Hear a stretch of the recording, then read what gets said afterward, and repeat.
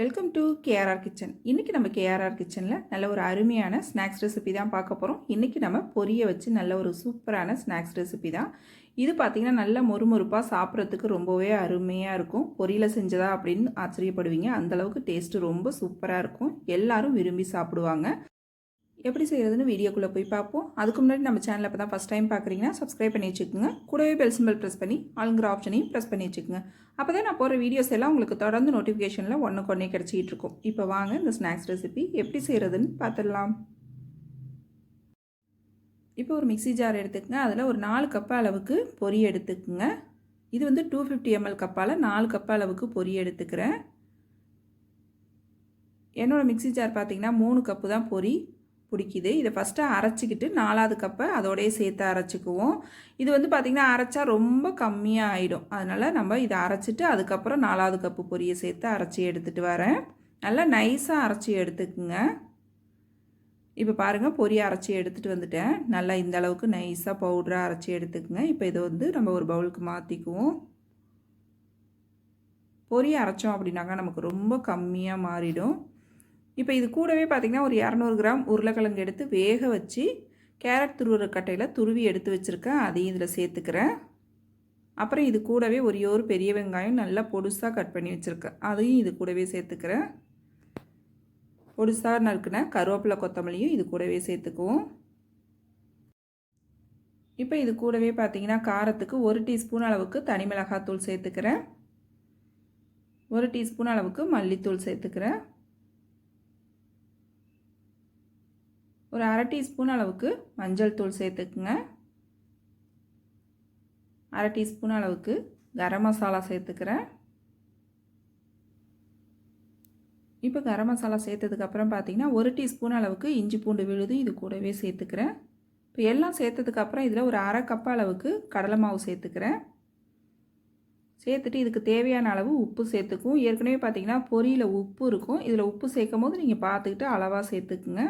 இப்போ எல்லாம் சேர்த்ததுக்கப்புறம் நல்லா ஒத்தாப்பில் ஒன்று கலந்து விட்டுக்குங்க. நம்ம அந்த உருளைக்கிழங்குல வெங்காயத்தில் உள்ள ஈரப்பதத்திலே தான் இதை கலந்து எடுத்துக்கணும்.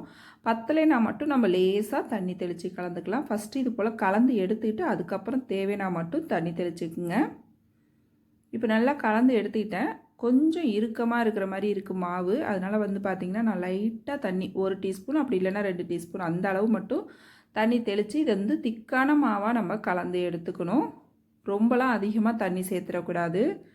கொஞ்சம் நம்ம சப்பாத்தி மாவு மாதிரி கொஞ்சம் அழுத்தமாக இருக்கணும். இது நல்லா இது போல் லேசாக தண்ணியை தெளித்து விட்டு கலந்து எடுத்துக்குங்க. இப்போ மாவு நல்லா இது போல் ஒத்தாப்பில் கலந்து எடுத்துக்குங்க. இப்போ நல்லா இது போல் கலந்து எடுத்ததுக்கப்புறம் பார்த்திங்கன்னா கடைசியாக அதில் ஒரு 2 டீஸ்பூன் அளவுக்கு எண்ணெய் சேர்த்து நல்லா கலந்து விட்டுக்குங்க. நம்ம உருண்டை பிடிக்கும் போது பார்த்திங்கன்னா கையில் ஒட்டாமல் வரும் நமக்கு. நல்லா இது போல் எண்ணெயை சேர்த்துட்டு நல்லா கலந்து எடுத்துக்குங்க. மாவு இந்த அளவுக்கு திக்காக இருக்கணும். ரொம்ப தளர்வாக இருந்துச்சுன்னா நமக்கு எண்ணெய் குடிக்கும், சாப்பிட்றப்ப டேஸ்ட் நல்லா இருக்காது. திக்காக இருந்துச்சுன்னா தான் நல்லா மொறுமொறுப்பாகவும் இருக்கும், சாப்பிட்றதுக்கு டேஸ்ட் அருமையாக இருக்கும். நல்லா இது போல் கலந்து எடுத்ததுக்கப்புறம் பார்த்திங்கன்னா இது உங்களுக்கு எந்த ஷேப்பில் வேணுமோ நீங்கள் உருண்டைகளாக பிடிச்சி எடுத்துக்கலாம். நல்லா இது போல் சிலிண்டர் ஷேப்லேயும் நம்ம உருண்டைகளாக பிடிச்சி எடுத்துக்கலாம். அப்படி இல்லைன்னா நம்ம கோலா உருண்டைக்கெலாம் உருட்டுவோம்ல சின்ன சின்ன பாலாக, அதே போல் கூட நம்ம உருட்டி எடுத்துக்கலாம். இதை வந்து பார்த்திங்கன்னா நீங்கள் நல்லா டீப் ஃப்ரை பண்ணி எடுக்கும்போது நல்லா கிறிஸ்பியாக மொறுமொறுப்பாக கிடைக்கும். இதே போல் ஷேப்பில் செஞ்சு எடுத்துக்கலாம். அப்படி இல்லைன்னா குட்டி குட்டி பால்ஸாக நம்ம உருட்டி அதை வேக வச்சு கொடுக்கும்போது குழந்தைங்க எல்லாம் ரொம்ப விரும்பி சாப்பிடுவாங்க. டேஸ்ட்டும் ரொம்ப அருமையாக இருக்குங்க. இது போல் சின்ன சின்ன உருண்டைகளாக உருட்டி எடுத்துக்கிறேன். இந்த அளவு எடுத்துக்கிட்டோம்னா போதும். ரொம்ப சின்னதாக எடுத்துக்கோங்க. நமக்கு எண்ணெயில் மூழ்கி வேகிற அளவுக்கு இது போல் சின்ன சின்னதாக எடுத்துக்குங்க. அப்படி இல்லைன்னா சின்ன சின்னதாகவே சிலிண்டர் ஷேப்பில் போட்டு கொடுத்தீங்கனாலும் அதுவும் குழந்தைங்க வச்சு சாப்பிட்றதுக்கு நல்லாயிருக்கும். இப்போ இதே போல் எல்லாத்தையும் ரெடி பண்ணி எடுத்துக்கிறேன்.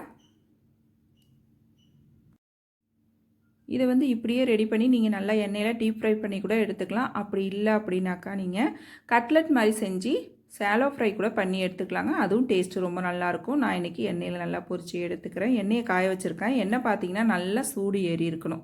சூடு ஏறினதுக்கப்புறம் நம்ம உருண்டைகளை ரெடி பண்ணி வச்சுருக்கதை இதில் சேர்த்துக்குங்க. சேர்த்து ஒரு 2 செகண்டுக்கு அதை எதுவும் பண்ணாதீங்க, அப்படியே விட்டுருங்க. ஒரு 2 செகண்ட் மட்டும் ஹை ஃப்ளேமில் இருக்கட்டும். அதுக்கப்புறம் பார்த்திங்கன்னா அடுப்பை மீடியம் ஃப்ளேமுக்கு மாற்றிக்கணும்.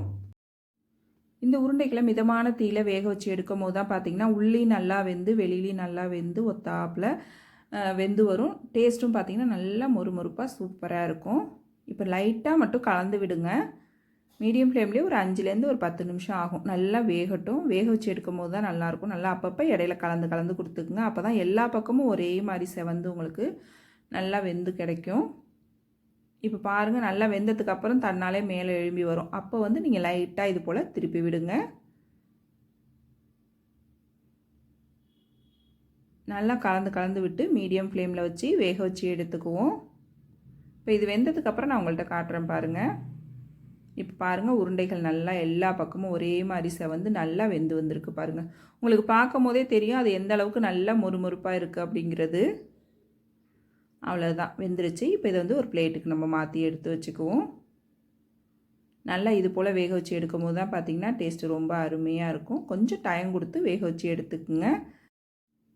அதிகமான தீயில வேக வச்சோம் அப்படின்னு பார்த்தீங்கன்னா வெளியில் நல்லா சீக்கிரமாக வெந்துடும். ஆனால் உள்ளே பார்த்திங்கன்னா வெந்தே இருக்காது, மாவாகவே இருக்கும், கிறிஸ்பியாக இருக்காது நமக்கு. அதுக்கு தான் மிதமான தீயில டைம் கொடுத்து வேக வச்சு எடுத்துக்கணும்னு சொல்கிறேன்.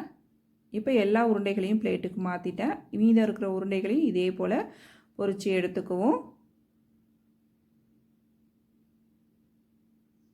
போடும்போது மட்டும் நீங்கள் எண்ணெயை கொஞ்சம் சூடு வச்சுக்கோங்க. ஹை ஃப்ளேமில் போட்டதுக்கப்புறம் ஒரு 2 செகண்ட் கழித்து அடுப்பு தீயை குறைச்சி வச்சுக்கோங்க. இப்படி வேக வச்சு எடுக்கும் போது தான் உருண்டைகள் நல்லா ஒத்தாப்பில் வெந்து வரும்.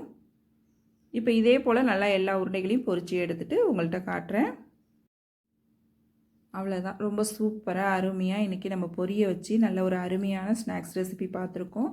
ரொம்ப அருமையாக இருக்குங்க. குழந்தைங்களாம் எல்லோரும் விரும்பி சாப்பிடுவாங்க. இதுக்கு பார்த்திங்கன்னா கெச்சப் வச்சு சாப்பிட்டாலே போதும். வெறுமனே சாப்பிட ரொம்ப அருமையாக இருக்கும். அப்படி தேவைன்னா கெச்சப் வச்சுக்கோங்க. கொஞ்சம் பெரியவங்களாம் சாப்பிட்ற மாதிரி இருந்துச்சுன்னா தேங்காய் சட்னி கூட வச்சு சாப்பிட்றப்ப இன்னும் ரொம்ப அருமையாக இருக்கும்.